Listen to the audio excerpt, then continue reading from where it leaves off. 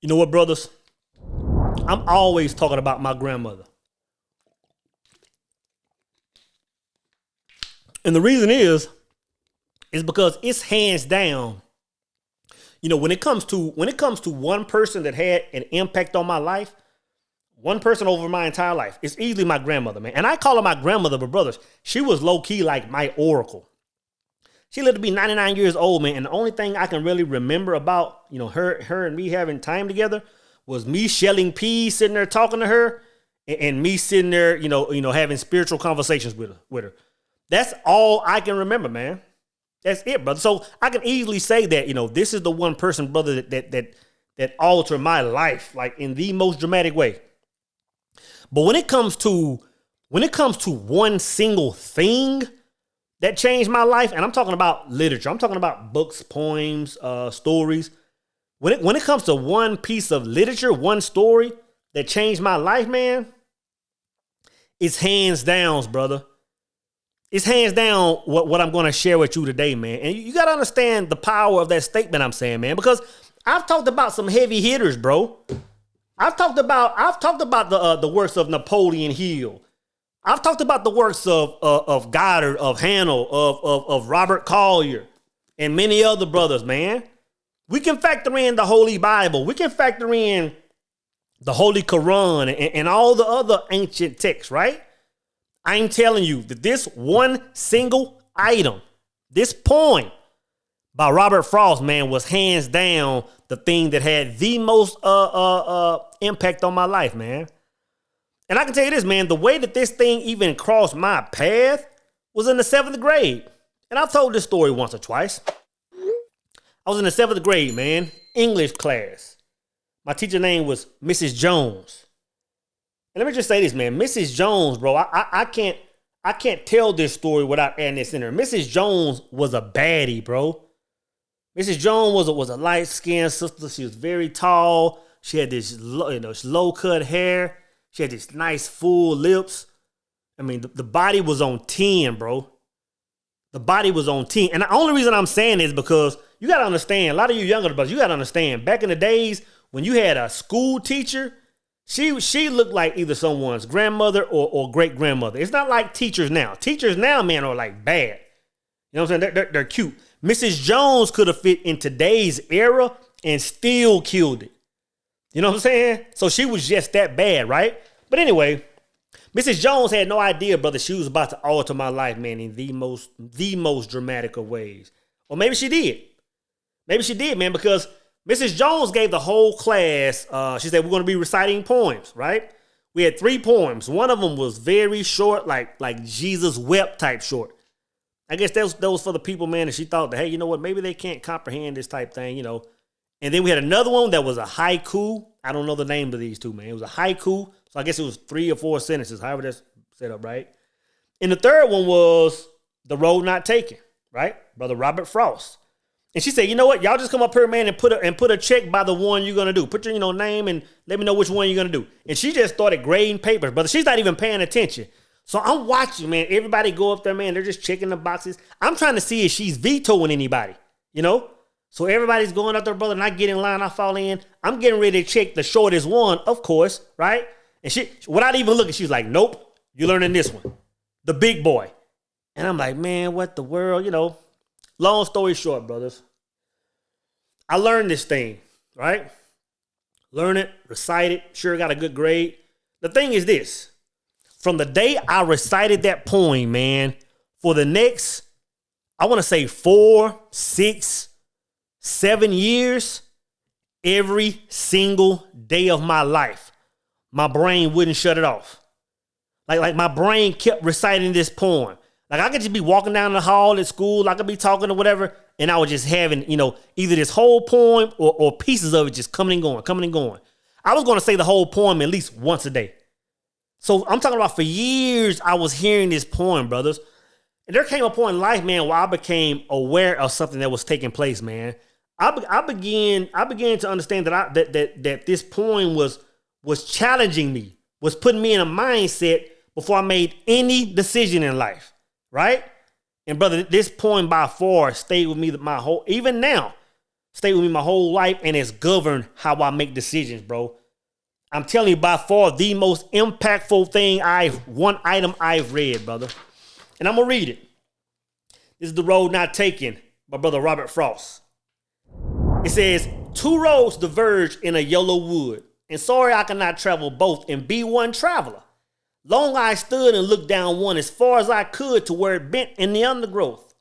Then took the other, as just as fair, and having perhaps the better claim, because it was grassy and wanted wear. Though as for that, the passing there had warned them really about the same. All that brother was saying right here, man, is, you know what? I've hit a fork in the road. Like, I'm at a point now, like I'm living my daily life. I'm at a point now where one of these two decisions I have to make because they're going to lead me in two different directions.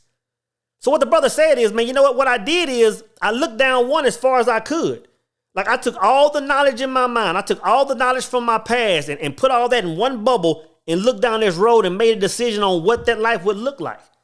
He said, then I took the other just as fair and gave it the same treatment, right? He said, what did he say? Because it was grassy and wanted wear it. Though as for that, the passing there had warned them really about the same. What the brother was saying is, you know what? I can tell that both paths are permanent paths.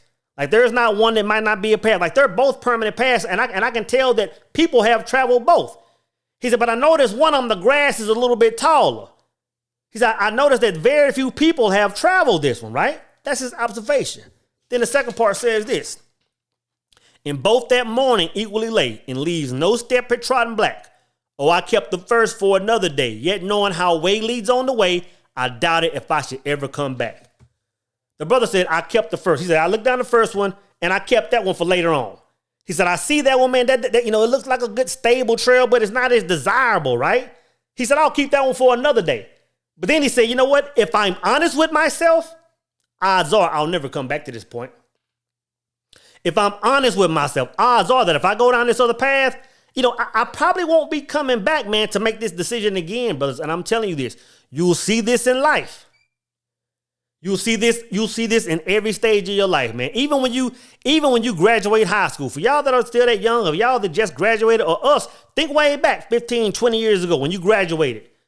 Everybody had a decision to make, man. Everybody said, you know what? Do I just want to sit here, man, and just absorb the energy and just live this life and not even really explore the world, not really explore what I can be, what I can really do, what I'm capable of?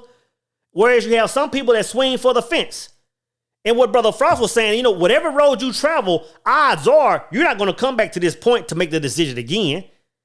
In other words, he was kind of talking about the words of Brother Napoleon when he talked about hypnotic rhythm. Like, if I travel this road for so long, like I know good and well that there's no way I can get back to this point to make the decision again. So he said, I'm not going to even, he said, he said, yet knowing how way leads to way, I doubted if I should ever come back.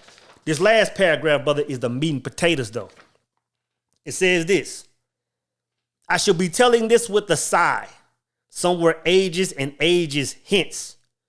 Two roads diverged in a yellow wood, and I took the one less traveled by, and that has made all the difference. But I can't help but read that and think about young brother Santiago, who we just talked about a few weeks ago. Talking about being on that port, talking about, when the time comes to make a decision. If y'all didn't watch that video, we're just talking about young Santiago being in a place where he's like, you know what? I got to my goal, man. I see the young lady that can possibly be my wife. I see my job. I got my sheep. I can just set up shop, man, and say, you know what? I won in life. But then the brother turned and look from the port and say, you know what? I can see my Egypt across the water.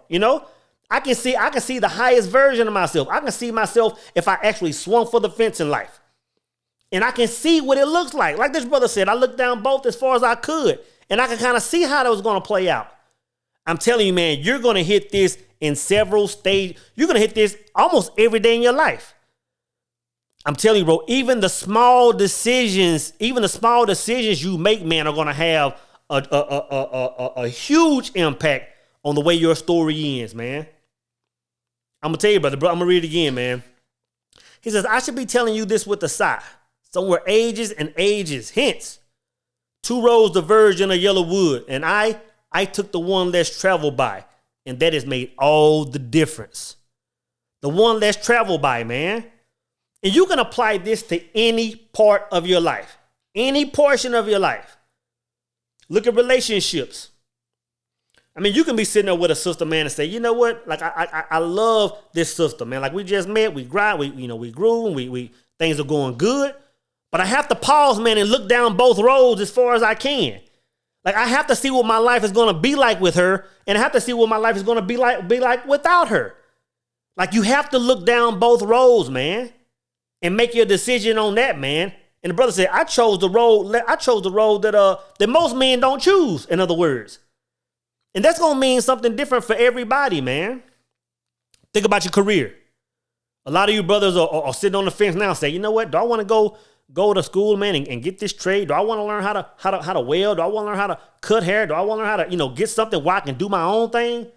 Or do I just want to sit back, man, and be comfortable and really not step into my highest version and really just, work at this cash register or really just, sell these parts for this company, knowing that it's not what you really want to do. The brother said two roads diverge in a yellow wood, man. Like, at some point, you'll be able to sit still and see how both opportunities will play themselves out. And I'm telling you, you can't read this poem and not keep applying it to your life every day, brothers. Two roads diverge in a yellow wood, man. The brother said he looked down both as far as he could. He said, but when it came down to it, he chose the one less traveled, man. But I'm going to tell you this. You got to have big kahunas, man, to take the road less traveled. I mean, picture yourself in that scenario, seriously. Picture yourself in the woods, man. You see one, man, where pretty much everybody been going there. It seems like the much safer one. But you see another one, man, you say, you know what, I can tell that some people have gone down this one. But it's a little grassy, man. Ain't too many brothers went down that road. He said, but you know what? I don't see any brothers coming out of there. So it must be promise at the end of this road too, man. But I'm choosing one less people go down, man. And I'm gonna tell you this. If you one of these people that are a group think type, impress the world type, want to be part of this matrix type people, odds are, man, you're choosing the choices of the masses. And I'm going to tell you this. It's never been in my DNA to choose the choices of the masses. I've always known, somehow or another, that the choice that everybody was making or the collective was making was not the right choice. I've always known that. I don't know how, but I've always known that. Brothers, you have to learn to start choosing the path less travel, man. I'm telling you, brothers, this hands down had the most impact on my life. The road not taken. Robert Frost.